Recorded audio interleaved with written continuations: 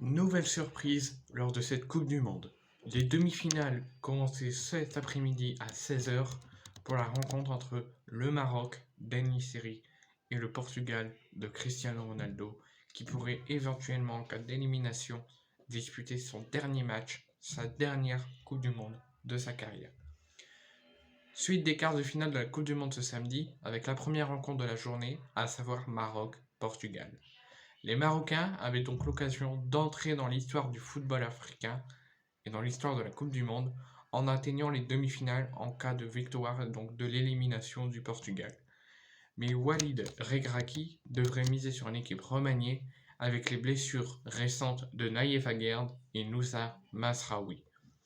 Jawad El Yamik et Yaha Atitala ont remplacé les deux blessés dans le 11 de départ. De son côté, le Portugal se présentait avec un 11 peu surprenant, comme face à la Suisse. Cristiano Ronaldo débutait de nouveau sur le banc. Gonzalo Ramos était une nouvelle fois titulaire à la pointe de l'attaque. Ruben Neves était préféré à William Carvalho. Dans cette rencontre, les Portugais, logiquement favoris, se procuraient une bonne entame de rencontre et une première grosse occasion sur un coup franc bien frappé par le milieu de terrain de Manchester City Bernardo Silva. Joao Félix, l'attaquant de l'Atlético Madrid, plaçait une belle tête, repoussée par Yacine Bounou. L'attaquant de l'Atlético Madrid était le Portugais de cette première période le plus dangereux, puisque sa frappe déviée ne passait pas loin de terminer dans le but à la 30e minute, mais le Maroc montrait aussi un visage très solidisant et ne se contenait pas que de défendre, bien au contraire. Boufal et Achatala étaient très remuants et creusaient des espaces. Les Lions de l'Atlas ne se contentaient pas même que de rivaliser, puisque parvenaient à ouvrir le score sur un bon centre d'Achatala. Youssef El-Nissiri s'élevait plus haut que tout le monde, plus haut même que Diego Costa, et plaçait sa tête pour l'ouverture du score du Maroc.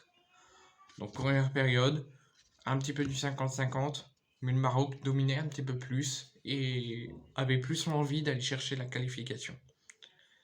Au retour des vestiaires, le Maroc poursuivait sur sa lancée et manquait de peu de faire le break. Le coup franc de Ziyech ne trouvait pas preneur, mais obligeait Costa à s'employer. Conscient de la situation, Fernando Santos décidait de faire bouger les choses et enfin de faire entrer Cristiano Ronaldo et Joao Cancelo très tôt dans le match. De ce côté, le sélectionneur du Maroc, Walid Regragui, était contraint de sortir Romain Saïs, touché à la cuisse, et probablement forfait pour le reste de la Coupe du Monde. C'est le jeune Achraf Dari qui faisait ses grands débuts dans la compétition pour une défense marocaine inédite. Mais alors forcément, sans leur capitaine, les Lions de l'Atlas reculaient totalement et finissaient la rencontre en bloc bas et le Portugal en bloc haut. Le Portugal faisait le siège du but marocain et multipliait les centres et les corners pour tenter d'égaliser et d'arracher les prolongations. Joao Félix, encore lui, envoyait un missile dans la gauche de la lucarne de Yacine Bounou dans les ultimes minutes, mais c'en est rien. Dans les ultimes minutes, CR7 brutait également sur le gardien sévillon, encore une fois XXL, depuis le début de cette Coupe du Monde.